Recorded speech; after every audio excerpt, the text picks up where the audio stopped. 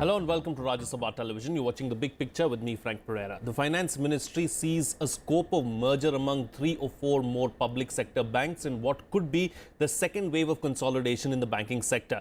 Media reports said that the government will work on a twin-pronged strategy that prefers mergers among strong banks while at the same time shrinks the capital base and balance sheet of the weak banks. The centre has already started signing memorandums of understanding with the state-owned banks, linking capital infusion to performance. Non-performing banks are being asked to sell assets, close non-profitable branches and shrink their balance sheet in an attempt to reduce the strain on budgetary resources. Last month, the RBI Governor Urjit Patel said in New York that the banking system in India could be better off if some public sector banks are consolidated so as to have fewer but healthier entities. On this edition of The Big Picture, we will analyze if the government should go ahead with further consolidation of PSU banks. Joining me on the program today are CM Vasudev, former Finance Secretary, JP Sharma, Vice President, All India Bank Employees Association, and Subodh Kaushik, former banker. Thank you so much, gentlemen, for joining me on this edition of The Big Picture. Mr. Vasudev, I'd like to begin with you, of course. Should the government go ahead with a second wave of consolidation of PSU banks?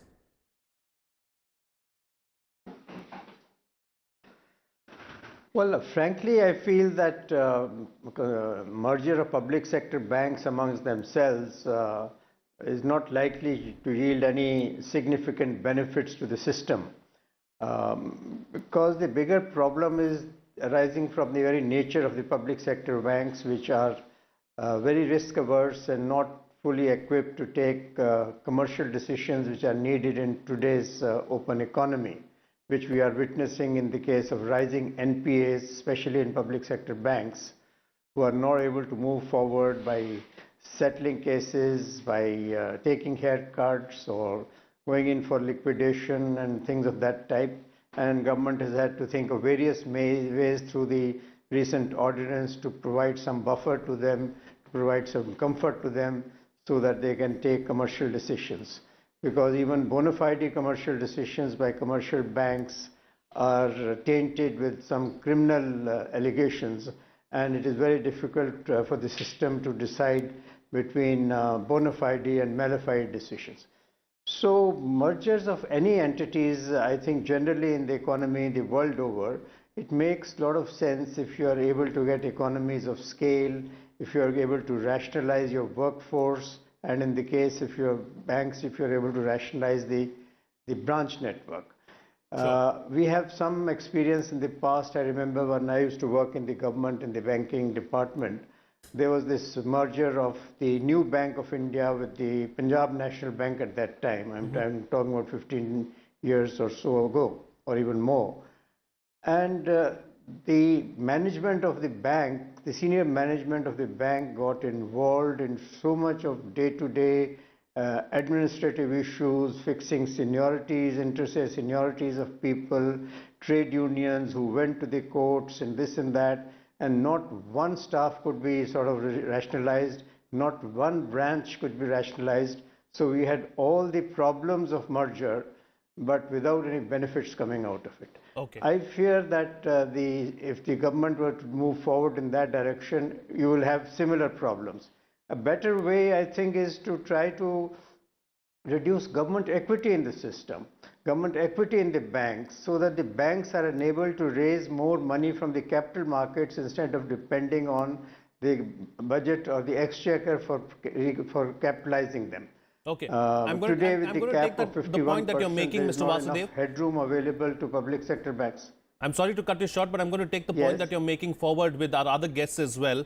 Mr. Kaushik, are you of the same opinion that, you know, it's going to bring in more problems really than solve the problems of the banking sector? See, there are two aspects to it. One is when you look at the basic thing which government is looking at is the size and the ability to take higher risk. But the other part which Vasudevji has pointed out is precisely he has hit the right point, because you need to have a cultural merger also when you are thinking in terms of merger, and then rationalization again remains a issue, because the public sector banks have employed people on a long-term basis who are not moving so easily from one bank to other bank or one job to other job. The other aspect of this is that when you look at the size of the banks, the SBI merger has been smooth because that was already a part of group, and more or less they had the similar policies.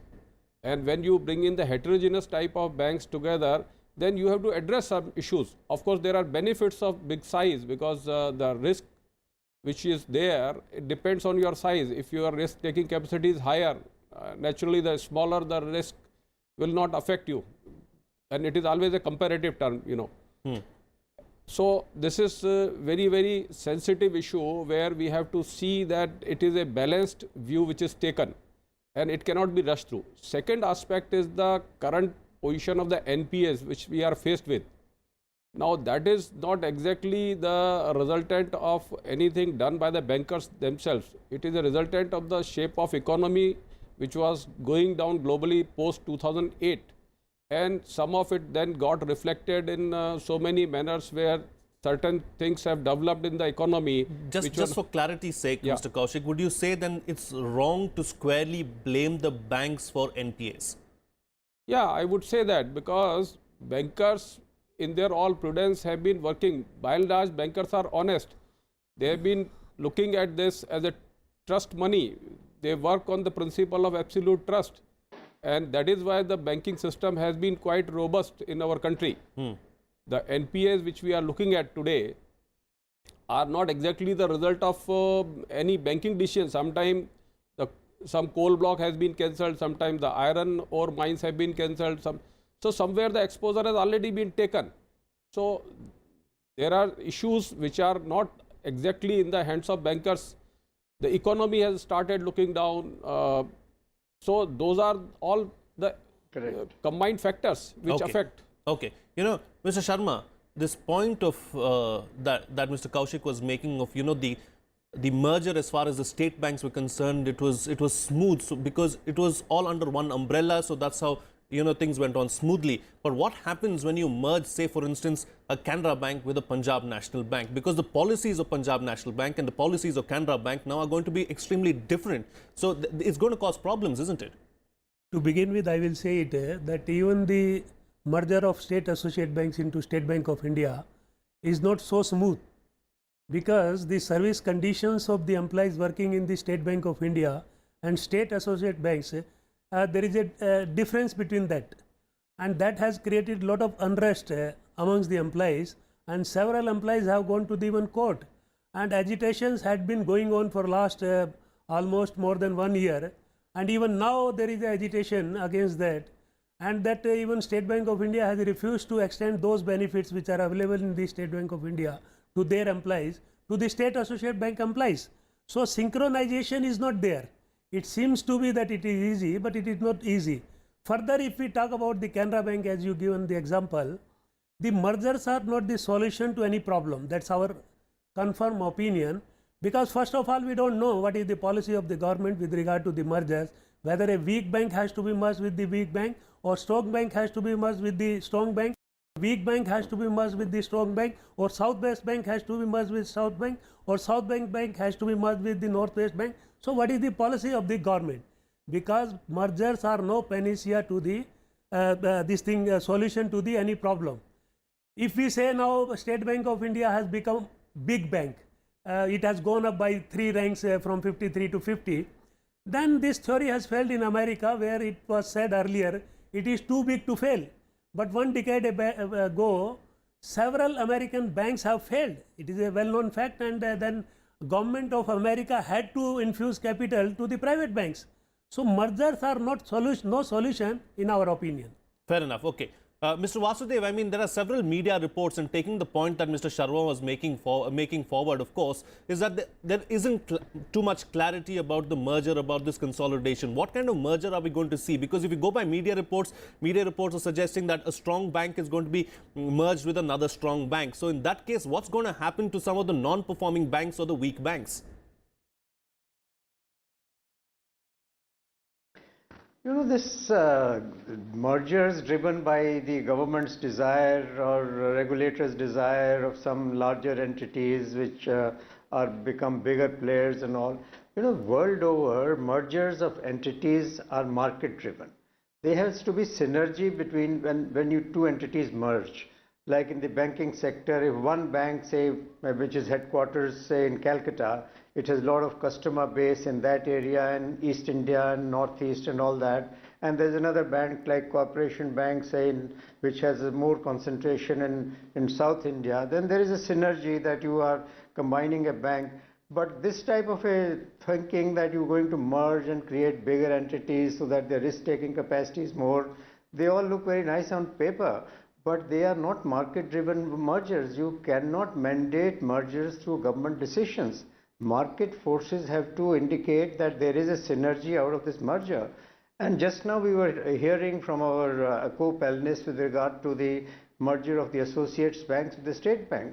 These are the type of problems. I am sure that the senior management of the State Bank of India is going to embroiled in seniority, inter-se seniority and service condition disputes between associate bank employees and the state bank employees and this and that, and no benefit in terms of staff rationalization, reducing the workforce, or merger of branches where there is some synergy. If there are 2 or 3 branches in the same colony, in the same area in a town, whether you are going to merge those branches and reduce, those benefits are not going to arise.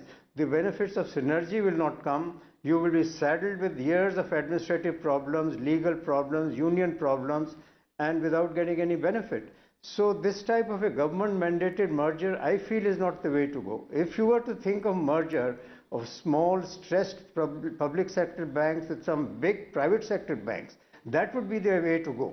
If you were to think of diluting government equity in some of these stakes and inviting private equity players into running of these banks, that would be a way to go. But this type of a exercise that you will have large banks and the burden on the government for providing more will be less because you are merging some stronger bank with some weaker bank, and so I don't think this is really the way to go. It is not going to yield any benefits, and it is going to be more of a paper exercise and nothing more. Sure. As a former banker yourself, Mr. Kaushik, what kind of a merger can we expect? I mean, is the onus really on the bankers to consolidate and merge, or is the government providing some kind of impetus? What is it really? Yeah, essentially, the government is looking at the management of the bank taking a call on mergers.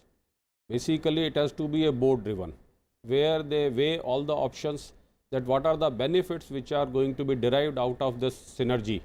As Vasudev, he has rightly said that synergies have to be there. So the structure which is coming out of the merger should be such that which will give benefit to all concerned. All concerned means the stakeholders. Then there are other attendant issues which the government has to take care while doing it. There are technology platforms. So there has to be a synergy in the technology platform, because the data has to be transferred on one single platform. There has to be a training requirement, because the way things were being done in X bank may be procedurally different from B, because each bank has its own systems and procedures. So there has to be a training requirement of the staff which is incoming has to be trained. So these are the issues to be addressed. Besides the policies to be looked into, that as to what is our policy now onward, because the strength which comes with the size also has to be properly used for the larger benefit. So the industry should be getting better and higher exposures. They should be in a position to get a support from bigger banks in a bigger manner. So all these things are the issues which have to be addressed while going forward with it. There has to be a benefit which is available on ground. Of course, the strength, which I agree, the government, if they are looking from the risk point of view, yes, that's a very prudent thing to do. But while doing so, we have to take care of the other concerns which are naturally going to be on ground when we do it. So the practical issues have to be addressed while doing it. This is what my view is. You know, on the other hand, banking is for all, isn't it, Mr. Sharma? You have Jan Dhan accounts being opened all over the place. You have zero balance accounts, really. And banking, people say, should be a fundamental right, really. But when you start downsizing, when you say that non-performing branches need to be closed, where do people go to bank then? Yeah, I agree with you. To be precise, even in our All India Bank Employees Association conference, just 4 years back, we raised this slogan that banking should be fundamental right. And if we now this recent merger of State Bank of India and state associate banks, if we go by the statement of chairperson of State Bank of India, after the mergers approximately 20% branches will be closed down. It means today 17,000 branches of State Bank of India are there and 7,000 branches approximately of state associate banks. Total 24,000. It means approximately 5,000 branches will be closed down after the merger. Then how we have to reach to all? Now there is a need to open more and more branches, because if we talk of our country. I'm sorry to cut you short, Yeah. but do we have the bandwidth really to open more branches? Yeah, why not? Today if we talk of a rural area, we have got 6 lakh villages, more than 6 lakh villages in our country. And hardly if we talk about the rural branches, we have got 47,000 approximately rural branches. So a vast majority of the rural population is deprived of the banking facilities. So the need is to open more and more banks branches, and that can happen only when we expand, not merge the banks and then close down the branches. After this merger of state associate banks, the State Bank of India has also brought VRS policy for the only state associate banks, and 3,000 approximately employees have opted for that. When there is so much unemployment in the country, and when banking industry is giving jobs, there we are making the employed people jobless and further squeezing the employment opportunities in the banking industry is not a good sign. So therefore the merger is on the negative side. It is giving negative results, not the positive results. If we want positive results, we have to attack on the NPS, increasing NPS. Today there is NPS are piling up like anything, and the only solution is, unless government decides that willful default should become a criminal offense, it will not deteriorate. Because today anybody, particularly the big people, they take loan from the bank and they don't fear. They have capacity to pay and they don't pay it. And that's how these NPAs are piling up. So we had been demanding the government that willful default should become a criminal offense and they should be criminally prosecuted. Because today it is a civil offense and they don't fear that. I will give the example of China, where the highest court has deprived all government facilities to such defaulters, that they cannot travel in air, they cannot enjoy any government facilities. So unless government brings stringent laws, these NPAs cannot come down. Sure. And that is the only solution. Solution is not the mergers. If you merge pour water into the milk, that water color may become white, but the quality of that milk will deteriorate. We have seen the merger of Indian Airlines and the Air India. The results are before you. After the merger, the Indian Airlines and Air India has gone down. Okay. So mergers are not the solution. Okay, fair enough. You know, I'm going to take a very important point forward that Mr. Sharma is making with you, Mr. Vasudev. Of unemployment, of course, is a major concern in the country today. And, you know, when there is a merger, when there is a consolidation of banks taking place, headcount is something that the banks need to consider and take into consideration as well. So clearly, these two things are not going to go hand in hand. What's going to happen is they're going to come out with more VRS schemes. People are going to be laid off. Where are all these people going to go, really?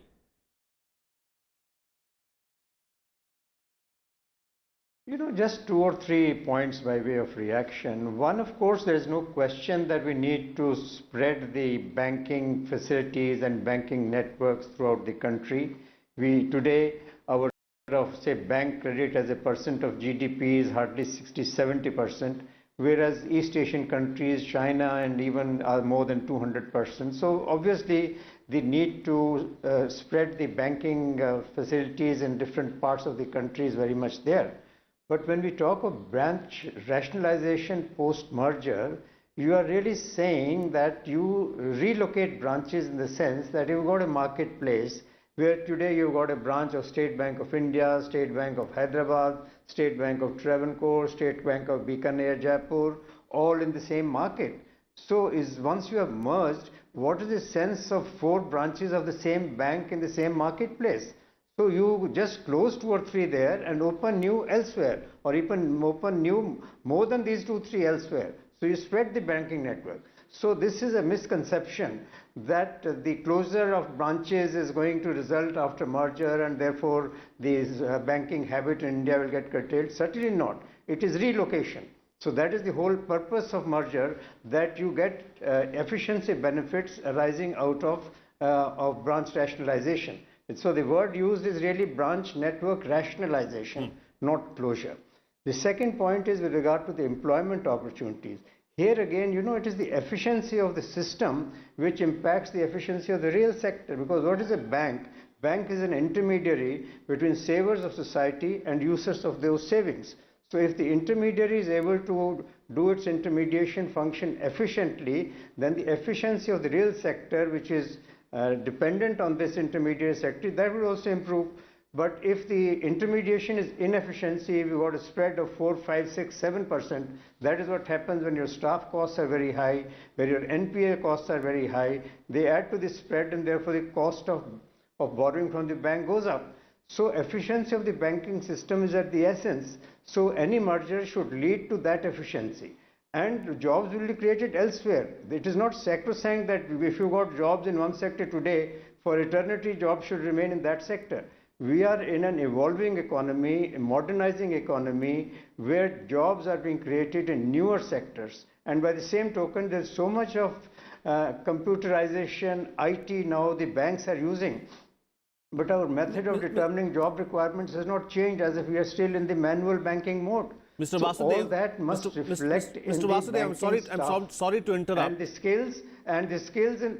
I'm sorry to interrupt, but what happens to the employability of a banker who cannot get into the IT sector or some other sector?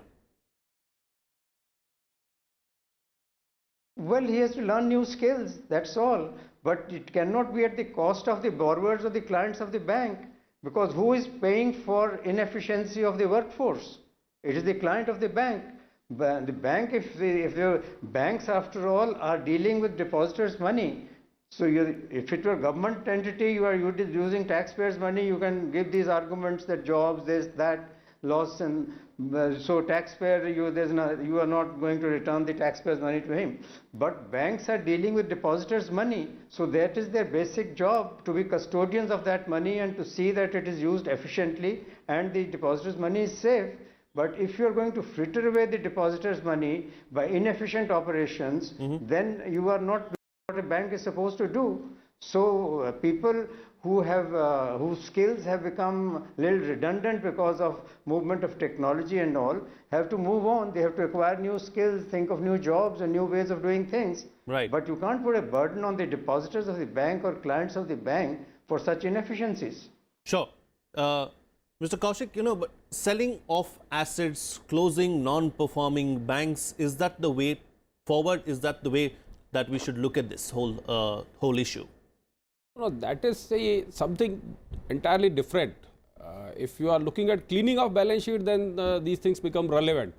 That you sell off your assets or you do some closures and all. When we are talking in terms of consolidation and mergers, it is not, the purpose is not that. Purpose is to strengthen the banking system. Now, for that purpose, you are not just cleaning your balance sheet. You are actually bringing in better skills. You are bringing in better systems. You are increasing your reach. You see, the point is that when you have bigger bank, it does not mean the bigger bank with lesser number of branches. If you look at the largest bank in China, it has got 21,000 branches. So by more branches, you don't become less efficient. What you need to do is you have to rework your systems. You have to rework the way you provide service to the public. You have to rework the way you respond to the need of the depositor, because it is his money which you are using. So the way the services are to be rolled out, the way the IT has to be used, that is what is going to require a lot of resources. And when you need resources, you need to be bigger in size. So that is the way you look at the mergers, not just from the point of view of NPA. NPA is one part, and this is one of the phase, because in industry, if you look, there are cycles. So there is up cycle in the economy, there is a down cycle in the economy. So up will also pass and down will also pass. So there is a need to address the issues which are causing NPA. There are issues which are related to the promoters, which has been pointed out by Sharma ji. Correct. But that is not the purpose. Purpose of mergers is much bigger. When you are talking in terms of becoming a globally known bank, so you look at the size, you look at the strength, you look at the skills, you look at the way you compensate your staff to get better skills on board, and you look forward to the banking of future. All innovations, everything will require a lot of funds to actually come up. So you have to reinvent yourself continuously to meet the requirement of your customer as well as keep your systems safe. So that is where the skills need to be upgraded. Right. You know, taking the discussion forward, Mr. Sharma, the government has earmarked 10,000 crore rupees in the current year for public sector banks. Is that an indication then for the public sector banks that you should look to consolidate and look for mergers?